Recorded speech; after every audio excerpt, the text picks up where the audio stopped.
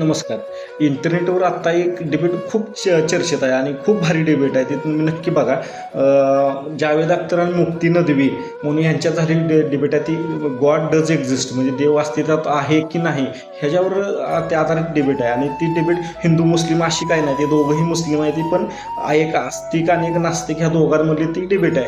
आणि अतिशय मस्त डिबेट झालेली. आपल्याला ती सवय लागल्या भांडणं धुडगूस मारामाऱ्या बघायच्या. अलीकडे पण ही बऱ्याच वर्षातलीच ऐकलेली चांगली डिबेट आहे. त्यात चांगले मुद्दे मांडले. त्यात मुक्ती नदवी यांनी तर्क आणि बुद्धीच्या आधारावर फक्त आपण देवाला आहे किंवा नाही हे ठरवू शकत नाही. मग त्यांनी असं सांगितलं की तुम्ही मेटल डिटेक्टरनं प्लॅस्टिक आहे का नाही हे सिद्ध करू शकत नाही. तसंच देव हे फक्त विज्ञानाच्या आधारावर देव आहे किंवा नाही हे तुम्ही साबित करू शकत नाही. आणि त्यांनी एक महत्त्वाचा मुद्दा मांडला की सृष्टीची रचना एका विशिष्ट कारणामुळे झाली, विशिष्ट उद्देशानं झाली आणि ही सृष्टी कोणीतरी निर्माण केली आणि तो निर्माण करणारा गॉड आहे म्हणजे देव आहे. जावेद अख्तर यांनी आपल्या मानवतावादी दृष्टिकोनातून त्यांचं मुद्दे मांडलं.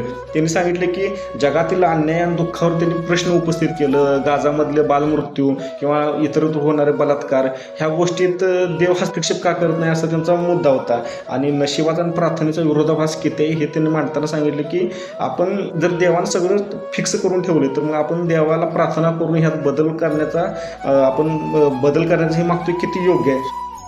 आणि मुक्ती नदवी म्हणजे हे यांची चर्चा झाली. म्हणजे मुक्ती नदवी यांनी जावेद अख्तर यांचं मुद्दे भावनिक आहेत असं त्यांनी सांगितलं. म्हणजे निष्कर्ष निघाला त्यांनी शेवटचं एंड करताना. आणि जावेद अख्तर यांनी सांगितले की जगातील वास्तवाकडे दुर्लक्ष करून केवळ तर्कावर देव मानणं ही अयोग्य असं सांगितलं. ही चर्चा खूप भारी झाली. आणि ह्यातलं मला एक 2 मुद्दा आवडलं, मी तुम्हाला ते सांगतो. मला ते मेटल डिटेक्टरनं प्लॅस्टिक शोधण्याची गोष्ट भारी वाटली, उदाहरण भारी वाटलं की देव मानण्यावरची गोष्ट आहे, मनातली गोष्ट आहे. ती तुम्ही विज्ञानाच्या आधारावर ती सिद्ध करू शकता, ती विश्वासानं सिद्ध करू शकताय.